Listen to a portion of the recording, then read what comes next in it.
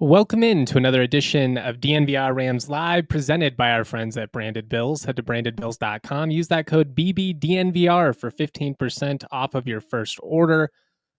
Hope everybody has had a great start to their week. I want to start by saying this is a pre-recorded show. I'm obviously out in Vegas for Mountain West Media Days. Hopefully you guys have been enjoying all of the content. But if it seems like I'm not getting to your comments in the Toyota chat, that is because I can't currently see them. But I appreciate you guys tuning into this. We're going to have some fun. It's rank week over at DNVR and actually throughout the entire All-City network. We're exploring some of the biggest what-ifs in the history of our respective beats. If you remember back, I actually touched on this subject back in April when it was kind of a throwaway segment at the end of a show that I honestly could have stretched for more of a full show, so I'm glad we ended up doing this. But I went through the biggest what-ifs in modern Colorado State history. So I talked about, the biggest what-ifs in the 21st century. Today, we are going to just explore the what-ifs period.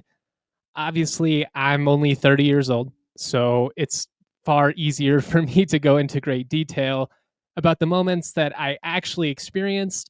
I wish we could have had John Hearn on this show with me, great CSU historian. I'm sure he would have had about 100 stories he could have got into, going back from the early 1900s all the way through. Nobody knows CSU history like our man Scott. We are just so lucky as a fan base to have a great resource like him. That said, obviously I have been a Rams supporter throughout my entire life. I am a big history buff. I love, going through all the stuff and exploring. So I feel like I'm more or less qualified to give a pretty good recap of all of this. I think you guys are going to enjoy it. Again, there will be a little bit of repeat from the last time, but I actually found some really fun ones that I've never talked about on the show before. For the purposes of this conversation, we are going to be focusing primarily, I guess I should say exclusively, on CSU football and CSU men's basketball. That's not to discount the other programs or anything like that. There've certainly been some significant ones, and we'll throw out a couple at the end in the honorable mention segment. But just given that those are the primary beats that we touch on for this show, that's obviously what I've been covering for the last decade, what I'm the most qualified to speak on. We are going to, stay in our lane for a lack of a better term. Real quick, I do want to shout out Nate Clifford and Isaiah Stevens. Been cool to see them doing their thing out in Summer League. It's just so fun to see the growth of the program over the last decade plus, and to be able to follow guys at the next level. I just think it makes this whole process as a fan so much more exciting and more fulfilling and rewarding. And obviously I'm biased with those guys. I had a front row seat to their development, got to know them all really well. So I'm proud. Our saying is proud to be, but I'm just proud on a human level, having gotten to know those guys a little bit over the years. But I mean, seeing both of them go for double digits, it's pretty cool. And inevitably there's going to be a game where they're on the same floor, in an actual NBA game, not just Summer League. And that's going to be crazy to see and kind of look back on and just think of how far the program has come over the years, because it really is night and day. I also want to shout out our guy, Kevin Lytle. Big congrats to him. A friend of the podcast, friend of mine, obviously, in real life. He was able to get married. We're not going to say his lovely wife's name on the show for the sake of their privacy. Not sure, how much they want to disclose on all that. Twitter, it can get a little bit whack out there with the crazies. So, to respect their privacy, we're just going to say shout out to him and his lovely wife. But really, really cool and really happy for my guy there. With all of that in mind, drum roll, please. Let's get into it. Let's talk about the 10 biggest what-ifs in Colorado State history. And we are going to start here with a fun one. What if Colin Hill never got hurt? Colin Hill is the the white buffalo, the great white buffalo for me as a CSU fan. I'll forever, go to my grave thinking he very well could have been the greatest quarterback in CSU football history if he just could have stayed healthy. He had all the athleticism in the world. He is as savvy and had as much arm talent as anybody that I've covered in the program for sure. And I just think that in a different world, he takes the reins there in 2016. And not only is his career obviously completely different, I mean, he's potentially an NFL quarterback at that point. I really do think his ceiling was that high, but it probably greatly changes the trajectory of the Bobo era altogether. I mean, Nick Stevens, when he got the job back after being benched in early 2016, if you remember back, those first 2 years were a little erratic for Bobo with the quarterback position. Stevens was a McElwain guy. He was supposed to be the guy that followed up Garrett Grayson, but you could tell from the start, and I don't think it had anything to do with Stevens' intelligence, his ability to run the offense or anything like that, because especially down the stretch in 2016 and then throughout that 2017 regular season, I think he pretty much, executed that offense as well as anybody could have. There was just a difference in raw athleticism and size and obviously arm talent. And I think Bobo, coming from the SEC, he'd had Matthew Stafford, so he was used to the big arm quarterback. And Stevens was really savvy, underrated athlete, really executed the offense well, but he did have some physical limitations. And I just think Bobo was always kind of itching for more. He had high expectations coming in, interviewed for the Missouri gig after his first job. Like, I truly believe that Bobo took this gig after a really long stretch at Georgia, assuming that he'd come in, would have a ton of success, maybe be there a year or two, and then, go back to the SEC likely as a head coach or land a high profile ACC gig or something like that. And I think he always believed he needed the quarterback to be able to get it done. And that's probably true to an extent. And as solid as Nick Stevens was over the years, and he really was a great quarterback, set a ton of passing records, passing yards, passing touchdowns, all of that stuff. And some of that has to do with longevity and health. He didn't experience the injuries throughout his career that certainly held back Colin, but also, held back Garrett Grayson and even some of the other great quarterbacks in the modern era. But one healthy man, Colin Hill, was as impressive as anybody I've covered throughout my tenure. He and Bobo just clicked. Like, he was Bobo's guy from the get-go. The fact that he was willing to play him as a freshman speaks to how much Mike believed in him. And honestly, from an eye test standpoint, I think the fan base was pretty significantly bought into him as well. It just kind of clicked from the beginning, made his debut in the orange out against Northern Colorado in that 2016 season. Stevens started the first couple of games. Then, they ended up going with Colin Hill, which was a little bit surprising to me, just given that he was a freshman. But I think when people really bought into what Colin could be, because it's one thing to shred UNC. I mean, he had an awesome day, nearly perfect, threw for like 4 touchdowns, over 300 yards. It was an awesome showing, but with all due respect, it was against UNC. The following week, though, they go out on the road against Minnesota, and they lost that game. And it technically wasn't even as close as the game the year before in Hughes, where he lost in overtime. But he passed the eye test. He looked the part from a composure standpoint. Some of the throws that he could make were just different. It was something that we hadn't really seen from Nick Stevens at that point. And I just think at that point, we were all thinking big about what this could potentially be. We had this freshman, wonderkind, and there was an opportunity for him to potentially be like a 4-year starter, this transcendent QB. And I really do think all of that was on the table for Colin, because not only did he have the gifts physically, but he was an incredible student of the game, always in the film room, really savvy and smart, but also really gracious and had the right work ethic and attitude. And the fact that he was even able to come back from 3 different ACL tears is a testament to that guy's toughness and to his, willingness to lock in and grind. I think a lot of people would have called it a career at that point, and he still went on to start in the SEC with Bobo at South Carolina. And again, just going back to how much Mike believed in him. I mean, the guy had torn his ACL 3 times, and Mike was still going to roll with him against South Carolina, because I just think a lot like how I feel. Mike always knew that if this guy could just stay on the field, there was a possibility for something really special to happen. And I always kind of am hesitant to phrase things this way, because I don't want to shortchange Nick Stevens, who was a great quarterback. I mean, statistically, you can't argue with what he accomplished.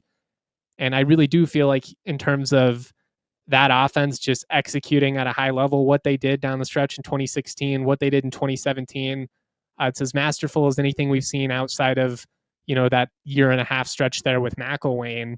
It's, as good as the offense has looked in the last 2 decades, offense, particularly over those first couple of years, was not what held the program back under Mike Bobo. But it was just unfortunate, because he really passed the eye test against Minnesota. They go 1-1 over the next 2 weeks after that. They lose the brutal game to Wyoming at home with the gray uniform debacle. They come out wearing their normal uniforms, go back and change for dramatic effect, I guess, and come out in the all grays, get shredded by Josh Allen, ultimately lose that game. But I mean, Colin, he threw the ball well in both of those games against Wyoming and Utah State, threw for about 600 yards, not a ton of touchdowns in that stretch. But I mean, for a true freshman, the way he was slinging the ball around the field, it really felt like we were on to something. And then they win the game in Logan, but he tears his ACL.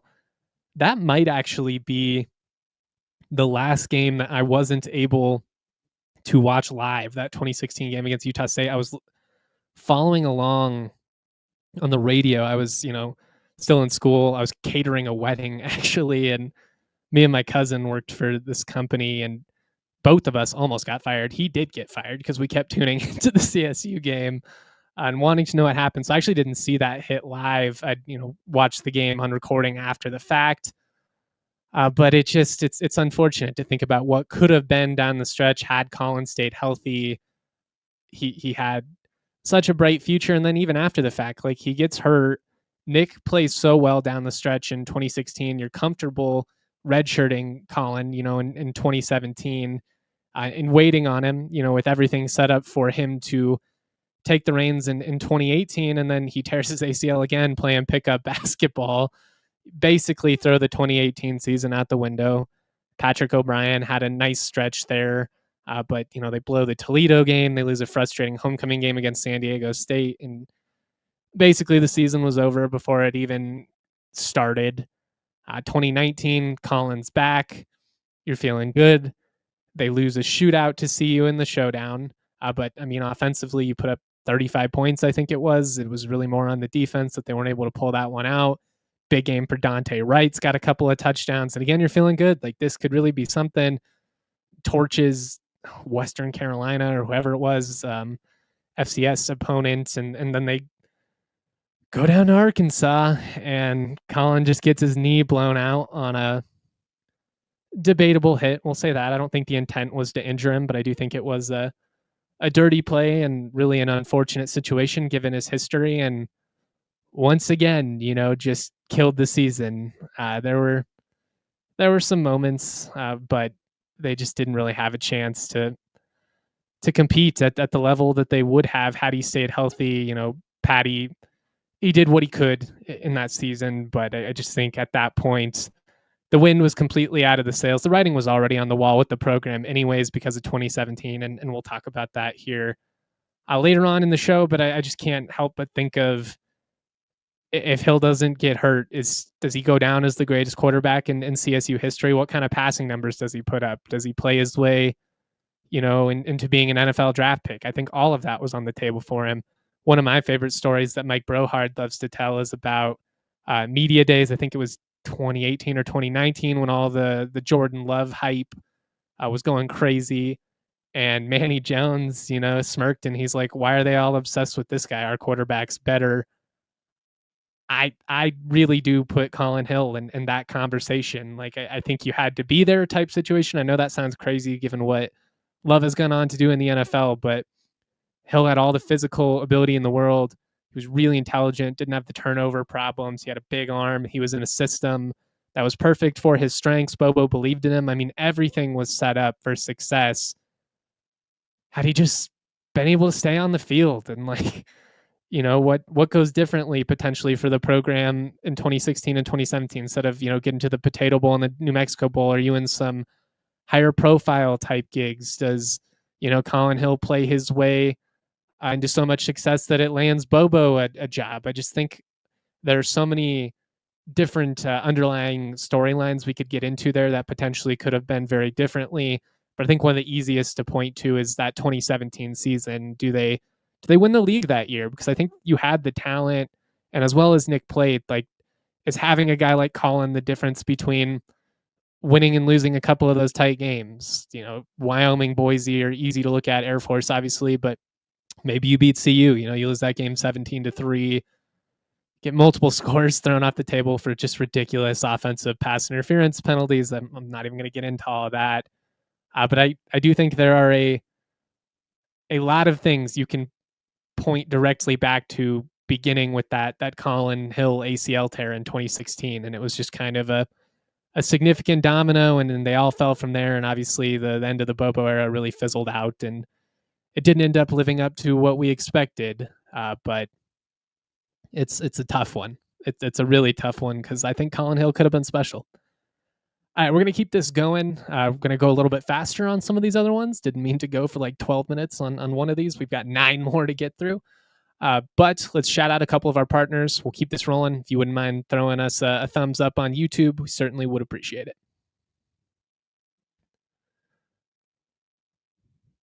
If you're looking for banking that plays at your pace, whether you're tailgating, grabbing halftime snacks, or catching the game from the couch, First Bank is in your corner.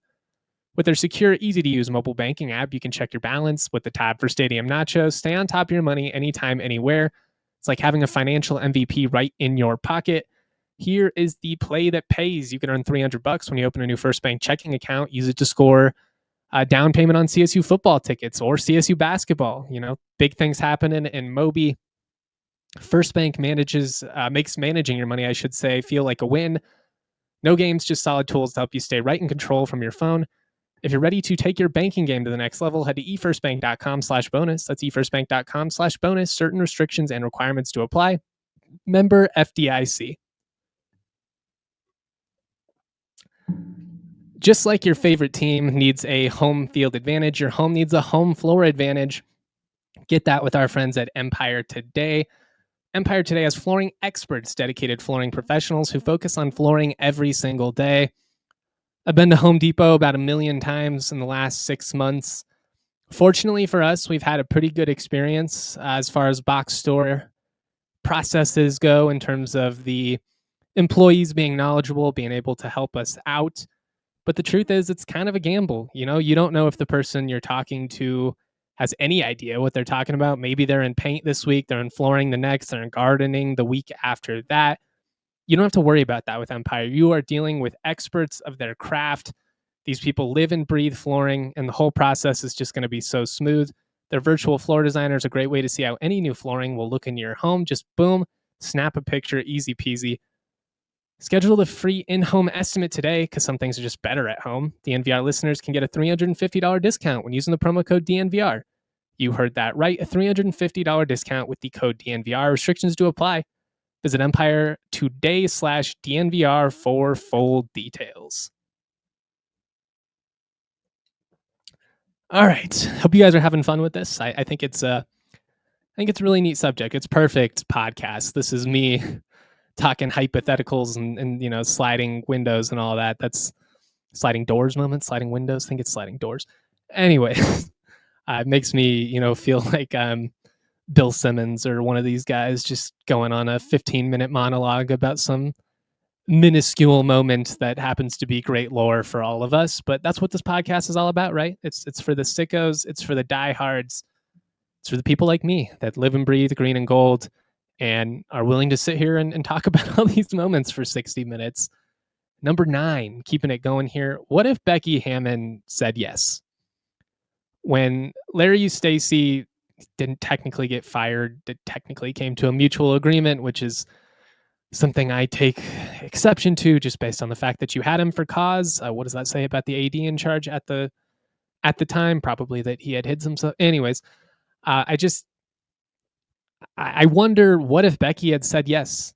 She got offered the gig before Nico accepted it, obviously, and it turned out to be a very successful stretch under Medved. He's the greatest coach in CSU men's basketball history. This isn't, what if we had gone with Becky? This whole thing wouldn't have been so terrible. It was obviously a great stretch, and we're really excited about the direction of the program moving forward. But I just mean from a national exposure standpoint, from being a storyline, from getting people talking about the program, had they hired Becky Hammon, instantly, I think CSU becomes a national name. I think you're relevant on, First Take and all the ESPN talking shows and all of that. I just think it puts you in a different stratosphere. It opens you up to a different level of conversation. And I just think that it would have been really interesting to see how all of that played out. I mean, there's no guarantees that she would have been successful as the CSU men's basketball coach. Not that I have any doubts in her ability to coach men whatsoever. I've consistently advocated for her to get NBA gigs over the years. But recruiting at the collegiate level versus managing rosters at the professional level, it's just a completely different song and dance. It's not for everybody. I'm sure she would have surrounded herself with people who had experience at the collegiate level, and I don't think it would have been an issue. In fact, I think considering where the program was at the time, the dumpster fire probably would have opened them up to a different level of recruit at that point, maybe allowed you to get things going a little bit sooner, but it also would have been just a circus. I don't think the CSU athletic department would have been able to handle the chaos that would have come with that. I mean, they certainly do not have a big enough press area for what they would have needed if Becky Hammon got the job. I mean, you would have had ESPN and Yahoo and Sports Illustrated and The Athletic and all the national outlets. I mean, they would have been there night after night. It just would have been a completely different process than the evolution. Now, I think there's an argument that the way the program was built under Medved, although it takes time, I think it's more sustainable than if you go for the big flashy name right off the bat, who maybe is able to have some success, but one, for how long? How long are you going to be able to sustain that? Two, how long are they going to stick around? And if they don't, is it something that you can replicate moving forward? I think that's one of the great things about where the program is at right now. Medved laid a foundation, but it's all very repeatable. This is sustainable. You can launch off of this. It doesn't necessarily have to be that difference moving forward, to be honest. I mean, Ali was so instrumental to helping build this process and this program up anyways. I really don't see how a ton changes under him. And in fact, I think because of the success they had this past season, we're seeing them reap the rewards of that just based with the type of guys they were able to land in the portal. I think the perception of the program is night and day from where it was, at this point 6-7 years ago. But what would the impact have been had Becky said yes? I do think there is an argument that what she has done to help grow the game, particularly the women's game, which is obviously skyrocketing at the moment. I mean, the college side of things, I think, has been steadily growing for, a decade plus now. Really, the last couple of years, Caitlin Clark and Angel Reese and some of that helped the equation. But I mean, I don't think it started with them. I think some of those great UConn teams and South Carolina and Tennessee, I do think it's been a steady rise here. But with what we've seen with the NBA these last couple of years, and I think some of it kind of started with Becky, taking over in Vegas. And obviously, she won a championship. She's had a ton of success. What she's meant for the game of basketball as a whole is incredible. And it's why she's one of the most significant people to have ever attended CSU. I think her status, her fame could have been a great asset for the program. Personally, I'd be more intrigued by if she took over the women's team. Again, not because I have any doubts about her ability to coach men or anything like that. I just wonder if her status in that sphere goes even further than it would have. I don't know. Like all of a sudden, is the women's program just a national powerhouse? Maybe that's a little bit unrealistic to assume, but I don't think it's impossible either, just given how good of a coach she is. And I mean, you got to assume that girls would want to play for her, right? Like just given what she's meant. I mean, she's one of the icons in women's basketball history. But it is something that I think about occasionally. Just what would that have been like, especially coming off of the disaster that was the end of the Eustace era. It wasn't all bad during Larry.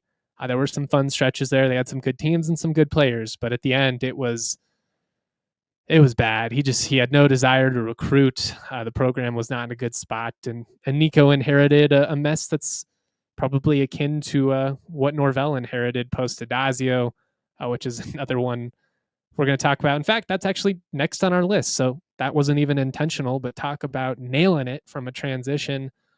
What if CSU never hired Daz? What if we never had the debacle that was the Steve Adazio era in Fort Collins? I'm trying not to use too much hyperbole here because obviously I'm biased and obviously I was furious about what was happening with the program. I really do think that there is a pretty strong argument that he is the worst hire in Mountain West history. I think you could make an argument it's among one of the, 10 to 20 worst hires in all of college football history.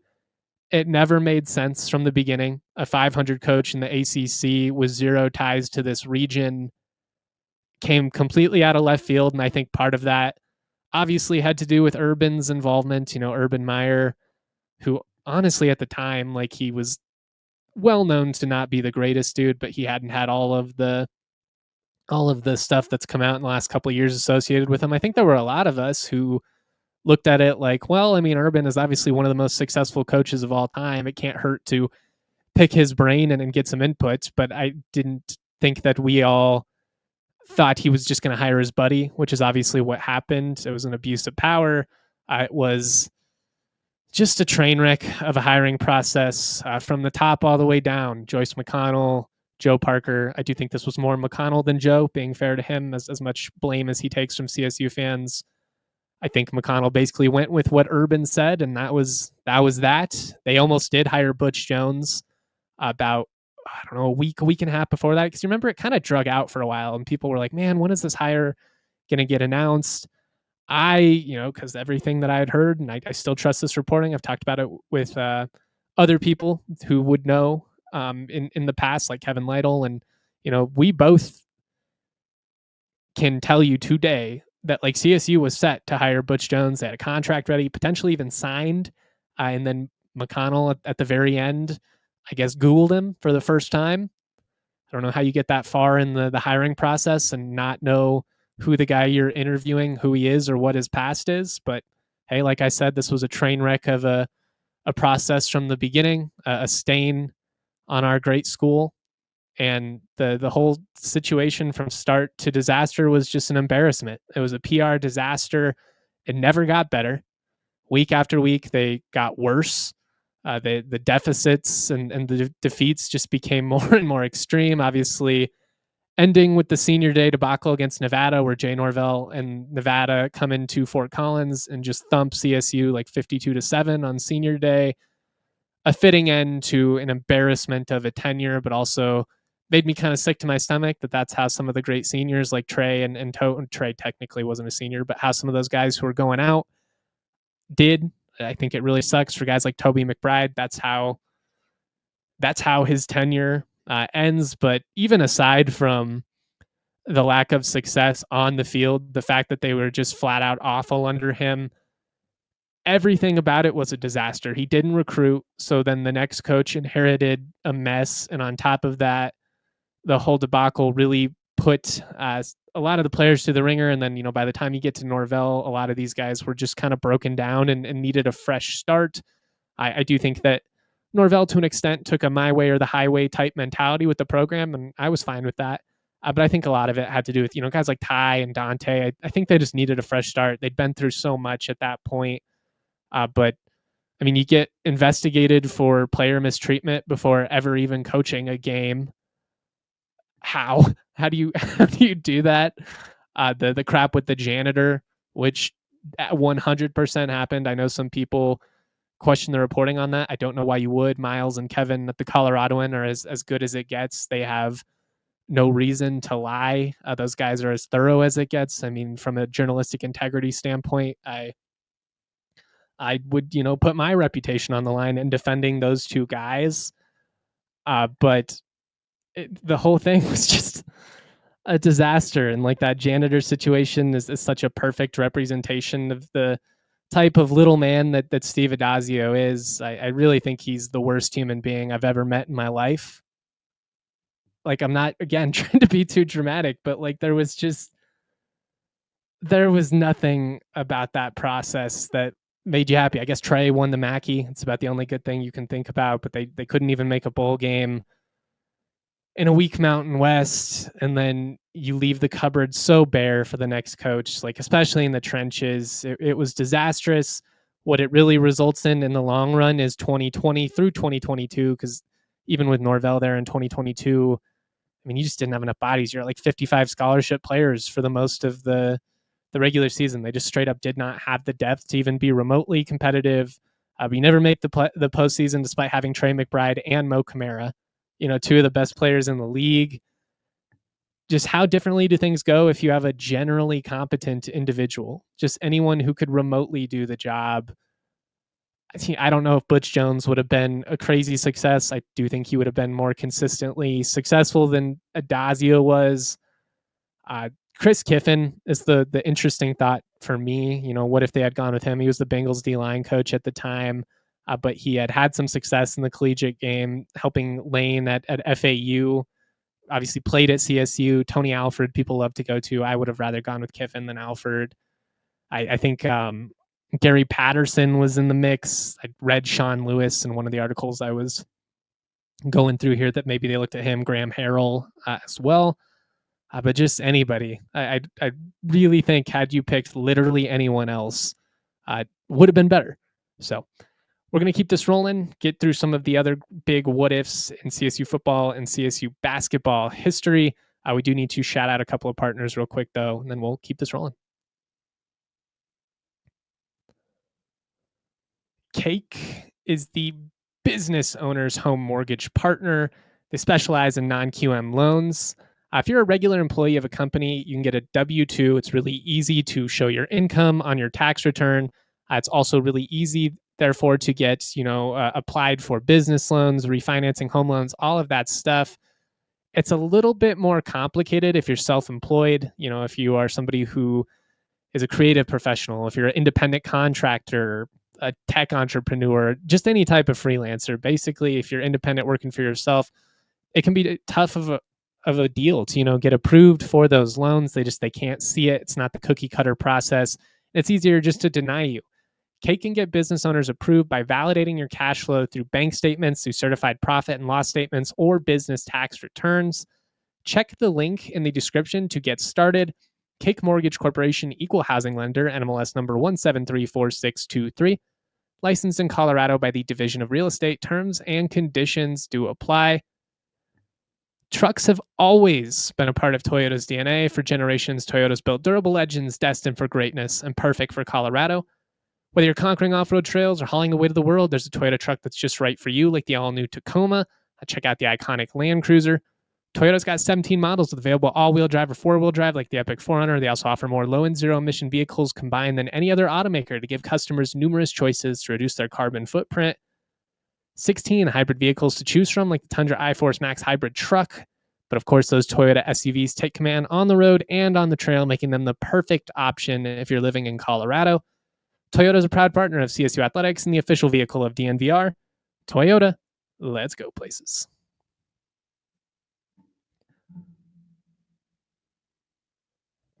All right. This is where it gets a little bit tough for a couple of them. Not the most fun moments to relive going down memory lane here. But at number 7, what if the Rams didn't collapse against Boise State in 2017? It's up there with the 2023 showdown, with the 2004 showdown, and the 2014 Air Force game as the most painful losses. for CSU football during the time that I've been conscious. I mean, 0-2 against UNLV was really frustrating because you blew an opportunity to run the table. But what if they didn't blow it against Boise State in 2017, man? Like, you could argue also that if CSU had beaten Air Force or Wyoming, especially the week before, if you don't give up that big drive to Josh Allen in the snow game, another really frustrating moment. You could point to those as well, but even having already been through that, had they simply beaten Boise State on this night, very likely would have been in the title game. Or, instead of the New Mexico Bowl, it's probably the Vegas Bowl, maybe even the Fiesta Bowl. Who knows, what happens in that scenario. To me, this is where the program died under Bobo. We can look back at all the Colin Hill stuff, and I do think there was an opportunity to redeem things still had Collins stayed healthy. It's easy to do woulda, coulda, shoulda. By 2017, he'd obviously already torn his ACL once, so I think that factors into it as well. Maybe you don't lose this game with Colin Hill, although it certainly wasn't on Nick Stevens. You score 52 points at home and you're up by 25 in the first half. You should win. You should win that game. You should win when you're up 14 with 3 minutes to go. And everything that could have gone wrong for CSU over the last 5 minutes of regulation did. But it really started before then. Like, this is one of those classic ones. It's easy to look at what happened at the end, but there were a lot of opportunities where CSU failed to just put that final nail in Boise's coffin. You're up 25. I think you're up 17 at half. You kind of let Boise get some momentum rolling, though, over the last 10 minutes of that second quarter. I actually had forgotten that they pulled within 4, basically 3 minutes into the third quarter. So, I mean, it was a closer game in the second half than I think a lot of us view it as. I think when this game gets talked about, it's more like it was 28-3 the whole time, and that's not really true. Boise offensively with Brett Rippon, they had Alexander Madison, NFL back. He had a great game. Going back and rewatching some of the highlights from this were painful. It was such an electric night, sellout crowd. You're debuting the state pride uniforms, and then it starts about as perfect as you could hope for. You get a couple of turnovers. You're got the run game going. Stevens is connecting with Gallup downfield. You're rolling, and just so many little things you could point to. If any of them go differently, you probably win this game. When you're up 14 before Boise pulls within 7, it's 3rd and long. You get the stop, but you get called for an unsportsmanlike conduct penalty, extends the drive. Boise capitalizes almost immediately. Then they recover a crazy onside kick with the high bounce. If it just goes out of bounds, you win that game. But it doesn't. They recover it. You give up the game tying touchdown. You go to overtime. Rashad body fumbles, if not on the first play of overtime for CSU, like one of the first touches. Never recovered, too. Like, that was one of the really heartbreaking elements of this whole game. Is like, he was a really promising young back. He had scored twice in this game on 4th and goal. He'd also scored on like 3rd and goal from like the 4 or 5. I mean, he had a great game up until this moment, and all anybody ever remembers him for is that tragic fumble, and that's heartbreaking. Especially with how his career ended up playing out, basically leaving football for mental health reasons. It was a really sad deal altogether. Killed CSU's chances of playing for a conference championship, killed the players in the locker room's desire to even compete. They won the regular season finale, I believe, against New Mexico, but it might have been San Jose State. Get thumped by Marshall in the most obvious outcome of all time. Just from a body language standpoint, one team wanted to be there, one didn't, and that was obvious from 2 days out. But man, this is just such a frustrating moment because there's so many things you can look back on. Maybe they win the league. Maybe they get some momentum rolling, and maybe if Bobo stays, like the era just goes completely differently. Potentially they're a Big 12 expansion, target once Texas and Oklahoma leave for the SEC. Maybe they're in that Cincinnati UCF type range. You never end up with Daz. There is a possibility that it results in Bobo, leaving after 2017, but maybe you get somebody like Lane Kiffin in there at that point. I mean, there's a lot of what ifs that stem from this initial what if, but I think when you look back on the last decade, this is up there with some of the most significant just what if, scenarios we can look back on, keeping along with the lines of tough losses. What if CSU didn't give up a 96-yard drive in the 1996 border war? I was 1 year old when this one happened, so obviously did not experience this game live. It's one that Wyoming fans love to talk about. They call this the drive. Like, we've got the drive with Elway and the Broncos. This is their version of that, the drive. Wyoming came in hot. They were like a 10-1 team, I believe, at the time. Both CSU and Wyoming were 6-1, though, in league play in the WAC. The winner was going to play BYU for the WAC championship. CSU coming off of back-to-back WAC championships in 1994 and 1995. They had an opportunity to three-peat here. The Rams ultimately finished 7-5 after losing this game. Despite going 7-5, they didn't get a bowl bid. 98, they went 8-4 and didn't get a bowl bid. That just shows you how differently things were back then. Started the season 1-2, lost a thriller to CU, who's like the number 5 team in the country at the time. They lost at Oregon. Their non-con that year featured CU, I believe, in Denver, at Oregon, and at Nebraska, along with like an FCS opponent. Talk about an insane non-conference schedule. But the Rams got hot in WAC play. They had won 4 straight, which had included the absurd comeback against Air Force in the Springs, up there with the 2017 or the 2023 comeback against Boise State for CSU as like the craziest comebacks of all time. The Rams were down 41-14 in the third quarter and ended up scoring 28 straight and won 42-41. I wish that game in its entirety was streamable somewhere, because it would be awesome to go back and watch that. But it's really fun to listen to players from that era talk about it. All that is to say that CSU is hot. They're rolling in the right direction. You're playing Wyoming, who's 10-1. They're a top 25 team at the time. They jump out to a 13-0 lead. Wyoming does. So you're down 13-0. And then the Rams score 28 straight in the third quarter. And it feels very similar to what you just witnessed a couple weeks prior in that Air Force matchup. You're up double digits. The game's in control. And a lot like the 2017 Boise game, things just start going wrong. CSU fumbles deep in their own territory. Wyoming immediately capitalizes to make it 24-19. CSU gets the ball back. It's about halfway through the fourth quarter at this point. You're up 5. If you can just mount a drive, waste most of the time, you're probably going to get out of there with a win and go to the WAC title game. Instead, you fumble in your territory. You let them get back in it, and then you can't sustain a drive. You punt the ball. You give it back to them. And Wyoming proceeds to go 96 yards with a 14-play drive. Lasted about 6 minutes. They take what would be the game-winning score. They're up 25-24. CSU did get the ball back with a little under 2 minutes left, but they threw a pick. So brutal way for the season to end and miss out on a chance to make history. It stings, especially given that it's against your biggest rival in Wyoming. This was Joe Tiller's last border war. He went off to Purdue after this. So this was kind of the end of a really successful stretch there for Wyoming. There are a lot of things you can say what if on this one. Had CSU won, it's a chance to three-peat as WAC champs. You likely do get a bowl bid, although it's no guarantee.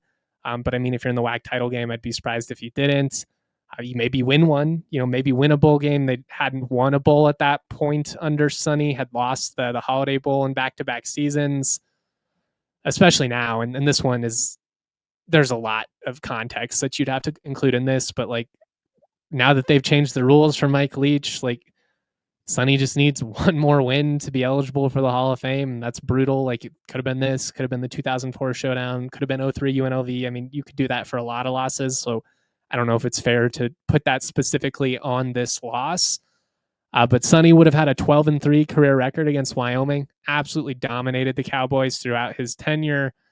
It's crazy to think about. Like, had he three-peated, what does that mean for CSU and their trajectory as a program? Obviously, they went on to have great success in the late 90s, early 2000s anyways.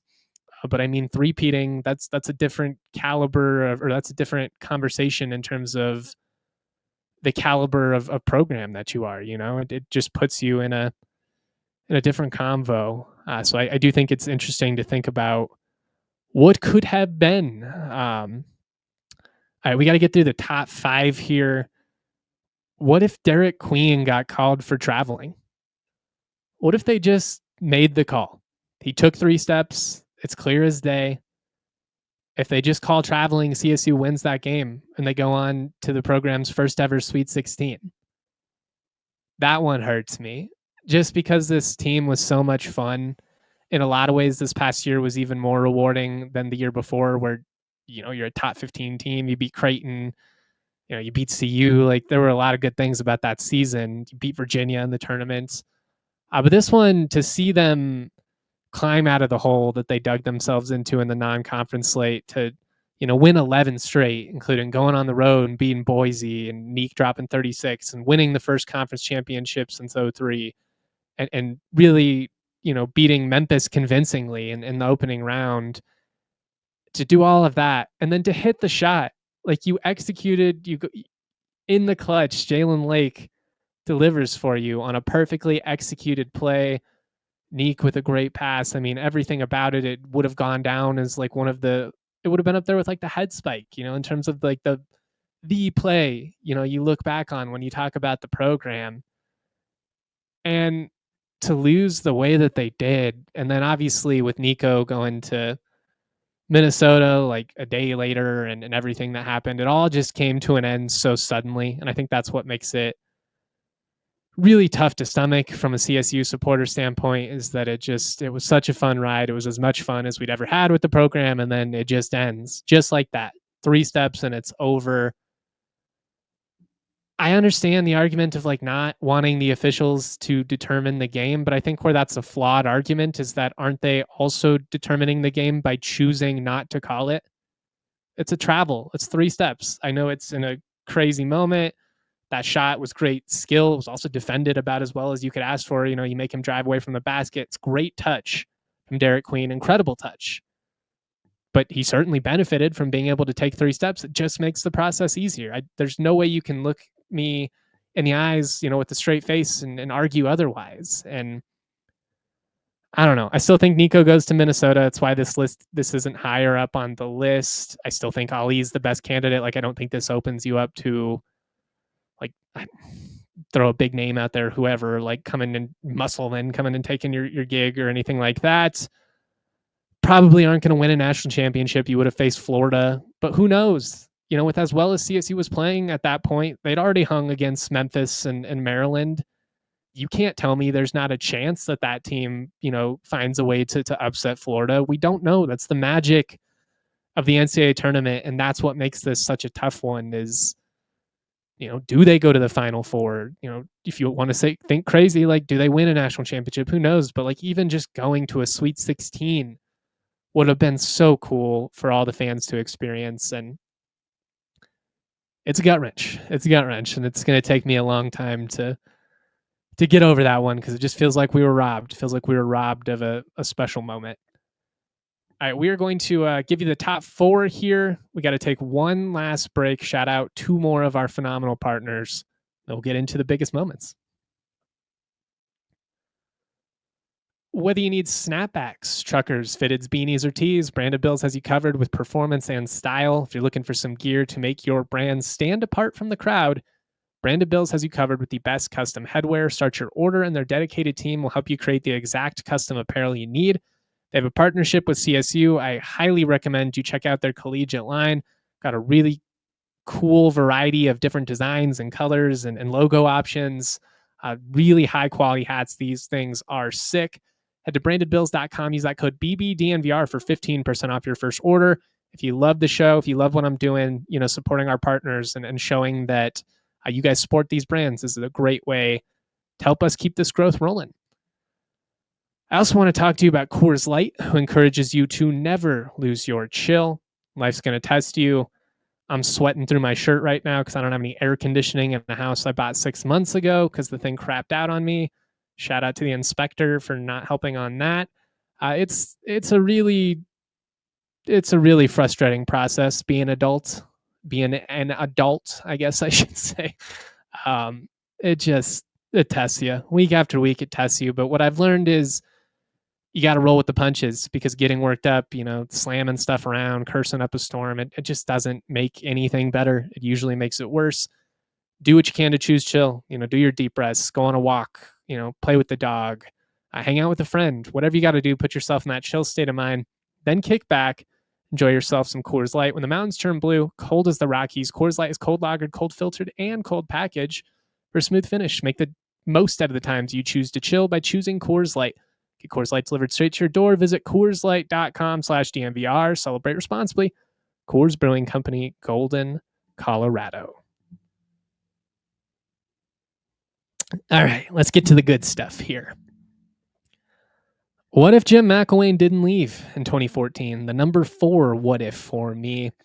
I go back and forth on how high to rank this one. CSU's 16-4 over the last 20 games of McElwain's tenure at CSU. The program had as much juice as we've seen in the post-Lubick era. It's really that second half of 2013 and 2014 under Mac, and that's about it. I mean, you're in the big national spotlight leading up to the showdown in 2023, but that's just because of the drama off of the field. It's not because of the quality of either of the programs at that point. The buzz was just different, especially after beating CU, and you beat Boston College on the road. You beat a Utah State team who had been really successful for a couple years and had your number coming in. You went on homecoming. The students stormed the field in the first sellout in 2 decades. Like, it was just such an incredible moment, and the magic as it continued was something I'll never forget. You know, you beat Wyoming at home. Just a really fun stretch of football there, and a lot like, you know, how things played out with CSU basketball this year in typical Ram life fashion. It all came to a halt pretty quickly. You know, you blow that game in Air Force, and Jim was really good to me during my time working for the program. I would not be where I am today if it was not for guys like him and Tom Ellers, Tim Skipper giving me a chance. But he had one foot out the door before that Air Force game in the regular season finale in 2014. Everybody knew it. He did not approach that game with the same level of attention to detail. I don't feel like he called the game the way he normally did as well. Made some really bad decisions there. You go for it instead of just punting it deep and going to OT where you almost certainly win. They end up getting walked off on a field goal in the Springs, driven like 8 hours from Kansas that morning to make the game. It was brutal. And you get in I-25, there was like a brutal accident. It took like 3 hours to get from the Springs to Lakewood. It was, everything about that day was brutal. But just, what if Jim didn't leave? You know, what if they won the Air Force game too? Obviously that changes things. You get in the conference title game. But I don't think they lose that game if he didn't intend on leaving. How much differently does that Vegas Bowl go against Utah? I mean, much love to Baldwin, but the team was just not prepared. It was like having a substitute who just lets the class go wild when, you know, the strict teacher was not in session.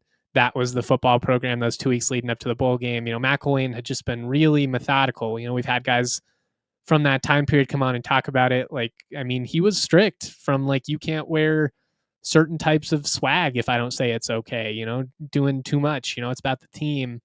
And I think it was a big part of what allowed the team to have success. But, you know, Baldwin more of like the player first, we're just gonna have fun, and the players just didn't follow the rules the same way. They weren't as prepared. They got absolutely waxed by Utah. And that was it. I just wonder, you know, even if he left the following year, if CSU could have just gotten one more season on that upward trajectory where you're a double-digit win team, you know, play for a conference championship, maybe even win one. You know, the program was up for those big games under McElwain. How differently do things go? Like, do you get the invite to the Big 12 back then, potentially? Are you just in the Big 12 right now and have been for a decade? Maybe. Do you go on to like dominate the Mountain West for a couple years and you know, Jim firmly establishes himself on that like Mount Rushmore and CSU football figures? Certainly possible. Like, does D Hart come back in 2015 and now you have the passing offense and the rushing offense? Does Jack Graham stay longer at CSU if McElwain, you know, sticks around? How does that end up playing up? Do they maybe never end up with Joe Parker in the first place? I mean, there's a million things you could point to that all kind of start with that moment there of Jim deciding to leave for Gainesville. And frankly, I wonder if he would do it over again. My guess is not. just because even though as disastrous as it ended up being, these guys all believe in themselves. And frankly, he went to back-to-back SEC title games. The league was weird at the time, and he benefited from the divisions and all that. But he went to back-to-back SEC title games. You can't say he was a flat-out disaster.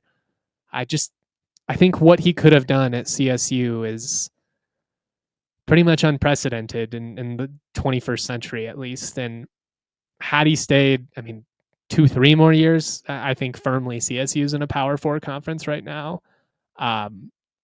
Even one more year might have been the difference, just based on the timing of all this and how this is all played out with the realignment stuff. Maybe they have enough juice at that point where the Big 12 decides, you want to know what?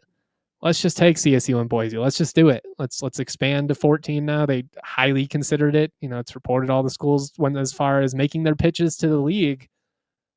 Didn't end up happening because of Jim. We got the on-campus stadium. There's so many things that were big as a result of his time at CSU, but it is tough not to think about what could have been had he just chosen to stick around for at least another year, but even in another couple years. Where would this program be today? What could they have achieved?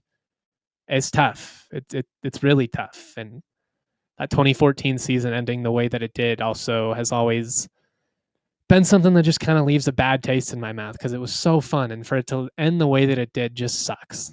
It sucks, because as great of a season as it was, like, you always have to come back to. And then, he had one foot out the door. They blow a game against Air Force. They should have won. They get waxed in the bowl. McElwain does the interview, at halftime of the bowl. Just all of it was salt in the wounds. Didn't do right by a lot of the coaches that helped him build it up. I didn't love a lot of how he handled the end of his tenure, despite, all of the great things he did for me throughout my career, which it's not like I was working firsthand with McElwain every day or anything like that. But those guys gave me an opportunity, and I'll always be appreciative of that. And I'll always appreciate, the moments that I got to have in the program. And it was a once in a lifetime type experience. It's just a bummer that such a great stretch ended on such a sour note. And I think that's fair to say. All right, top 3 here. We're getting down to the nitty gritty. What if CSU had gone all in on athletics at the height of the Lubick era? Where's the program at today? Based on what I've been told over the years, and I tried to find some numbers to confirm this morning. Did not have time. Also, Google is such a disaster now.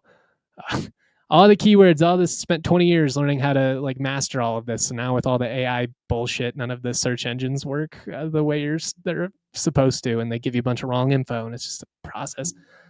Anyways, based on my understanding of it, is despite the success Sonny had at CSU, you had an admin who was not particularly interested in going all in on athletics.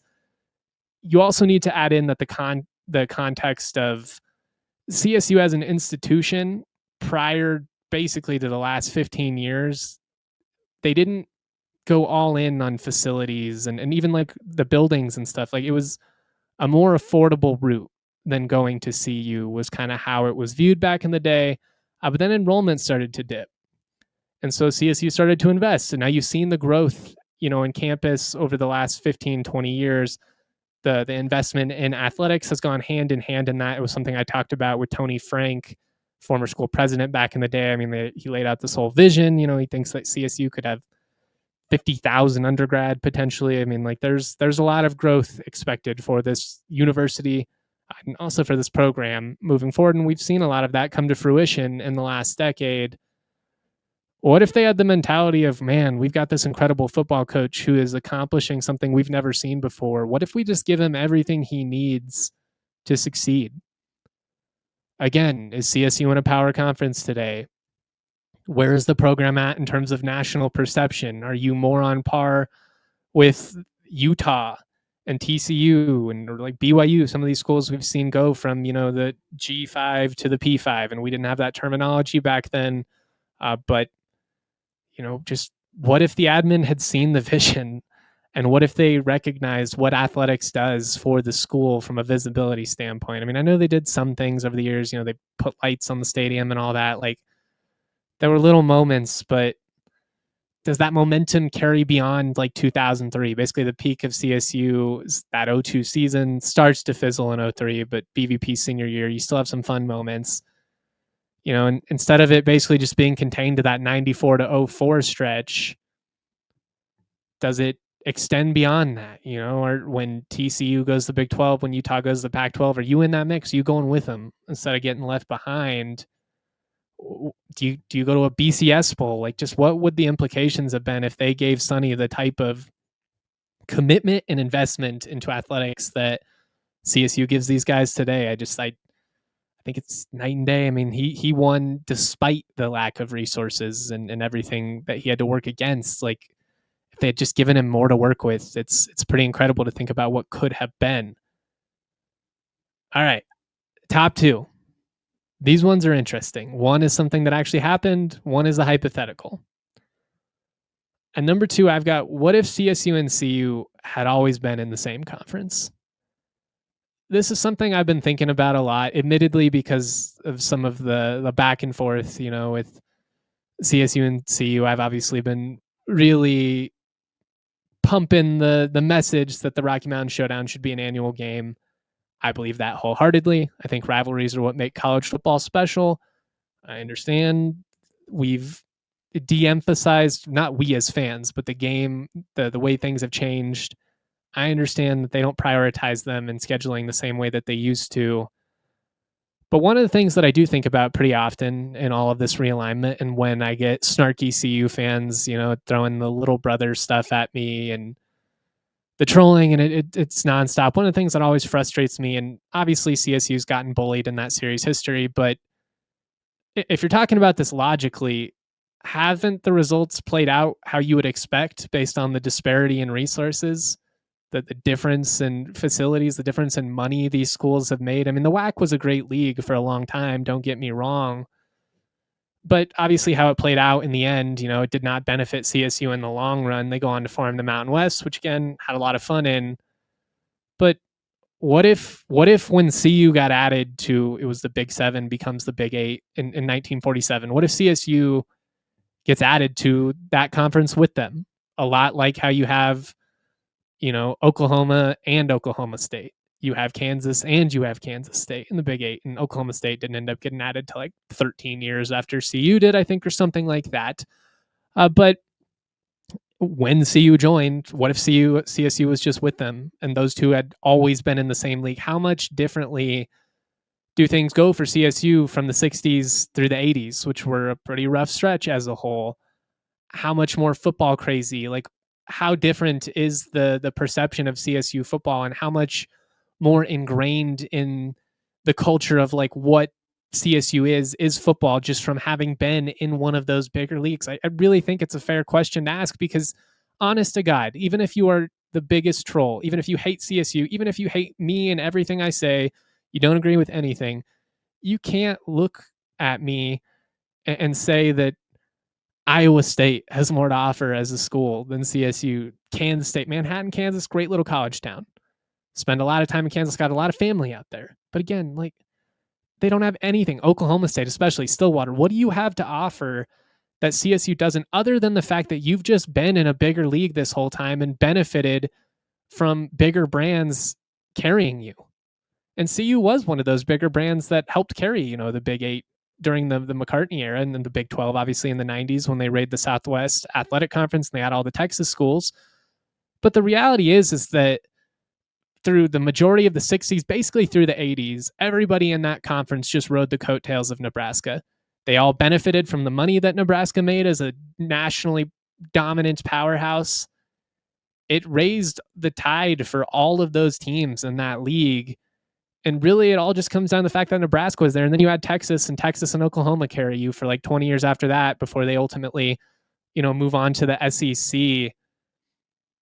They lucked out. They lucked out from being in the right place at the right time. They're feeling the benefits of that, 50 plus years later, 75 plus years later at this point. Like, I just wonder how different would things be if CSU and CU had always been in the same league. You don't have any of that little brother BS. It's probably a more competitive matchup at that point, just because, again, everybody in that league benefited from the success of Nebraska and Texas, and obviously CU had a great stretch in the 90s too. how different are if they're just in the same league? How fun would that have been at the height of the Lubick era and the height of the McCartney era? Those are conference games, top 25 matchups, a chance to play each other potentially for a conference championship. I mean, from an interest standpoint, it would have been incredible.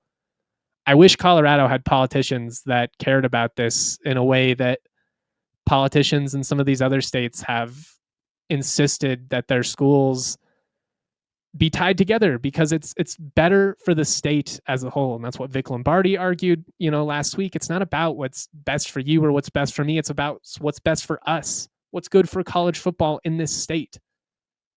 That would have been good for college football in this state, and it certainly would have been great for CSU. I'm sure I'll get a bunch of, trolling and pushback on this from the Boulder side. I don't care. I think it's a really fun exercise. And I think if you look deep in your heart and you're not BSing, it's a legitimate factor in the series history that you love to brag about so much. That's where I stand on it. Finally, the number one what if for me, and this one I think is really undeniable. What if Sonny Lubick took the Miami job after 1995? After CSU won after 94, it was in January of 95 when he turned Miami down. They're coming off of the program's first ever WAC title. They go to the Holiday Bowl. At that point, CSU's cooking with some oil. They've got some momentum. But I mean, Sonny turned down a chance to increase his salary by like 400%.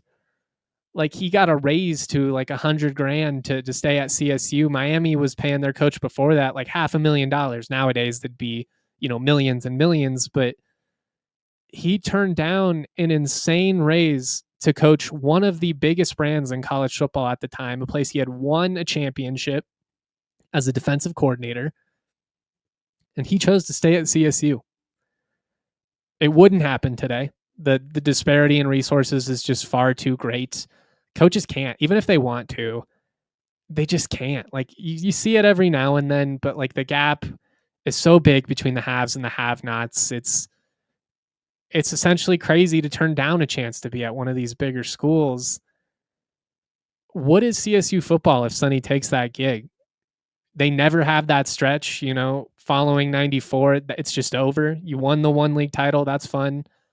You won one bowl game at that point ever, the 90 Freedom Bowl. Is CSU in 2025 more like UNLV? Like, at that point, there was no established track record outside of Sonny, in a small stretch there before Sonny with Earl Bruce, who we got to give credit to as well. But outside of them in the early 90s there, CSU had just done nothing. They'd done nothing since the 70s, early 70s, really. And even then, it wasn't a good program. They just produced some talent. What is this program if he leaves? I mean, where is CSU? Like I said, like, are you UNLV football at that point? And not UNLV the last 2 years. I'm talking UNLV throughout the majority of their tenure. I think it's a possibility because the history says it's likely, based on the track record to that point. Does CSU ever invest in athletics? Like, it's possible you're just like a San Jose State at that point. You've got a good school, great academics, and you just lean into that. You don't concern yourself about, being in the mix like CSU obviously has done significantly over the last 15 years, like really committed to athletics in a major way. It's why this move to the Pac-12 is something I support. You got to try something to keep up with everybody else at the moment. But I mean, it could have been absolutely devastating. Like, there never could have been like a CSU football as we know it. I mean, you don't have any of that. 95 through 04, 94 through 04 is undoubtedly the greatest stretch in program history. What he did there from, God, how many winning seasons in a row was it? Basically every single year there from 94 through 03. I shiver when I think about what might have happened had Sonny taken that job. And I think it just solidifies that much further how special he really was and how unique of a man he was. He was a great football coach. He was a brilliant football coach. Sonny was a special man. Listen to this quote from the Associated Press back in 1995. I'll just read the whole thing.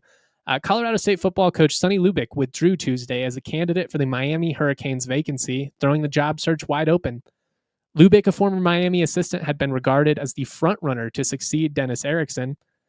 Here's a quote from Sonny. Certainly Miami has its attractive lure of a great university and its football tradition, but CSU is a place that's treated me tremendously over the last 2 years. I fit in here. That's the basic why. He was comfortable. He loved the community. The community loved him. I mean, Jimmy Johnson said he was shocked that Sonny didn't take the gig. The country was shocked. Sonny chose to stay at CSU, a program that had one league title in the last 50 years, that had one bowl win in the last 50 years, that had done absolutely nothing before him and really has done pretty little since. I'm so thankful that Sonny chose to be a Ram, and I know all of you are too. He's one of the greatest men I've ever met. He is my hero. I put that guy on a pedestal that really doesn't compare to anybody else. And again, it has so much more to do with who he is, the way he conducts himself as a person to this day. I mean, I've had a chance to talk to him the last couple of years, still sharp as a tack, still incredibly personable. You spend 2 minutes around Sunday, you understand why people wanted to play for him. He is just a people pleaser, man. He's charismatic. He's a smooth talker, but he's genuine. And he had a love and a passion for CSU that put us on the map. And Sonny Lubick is CSU football as far as I'm concerned. They're synonymous. But what if, man? What if he had taken that gig? How horrible would that have been? And I hate kind of leaving on a bummer for the number one, but I think it's significant. I think it's a positive that he chose to stay, obviously. But it's crazy to think about how different things might have been had he taken that gig. And it really might have been the death of the program. Like, they might have never recovered. It's possible that they made a good hire after him and, you just kept it rolling, had some more success. But the history at that point, and really since, like you can say, says otherwise. History says Sonny was an anomaly. And God, I hope we get even just something close to him. I think Norvell could be Sonny-esque in a sense that I don't think he's just going to leave for any gig if he gets it. He's an older coach. Kim, his wife, obviously has cystic fibrosis. Like, I don't think there's a desire to jump, from gig to gig. But just what he did, man, the success he had, it's unreal. And it's just cool that he chose to be our guy. That's as simple as it is. I got the Sonny Lubick bobble behind me. Shout out to our wonderful producer, Alyssa, behind the scenes, making all of this magic happen. Shout out to everybody in Ram Nation for rocking with us. We'll be going live Friday afternoon as well. I'll be recapping Mountain West Media Days. Looking forward to it. Shout out to all of you for continuing to support our content. Thanks for listening to the DNVR Rams podcast presented by Branded Bills. Head to brandedbills.com. Use that code BBDNVR for 15% off your first order. We all silly like the mayor.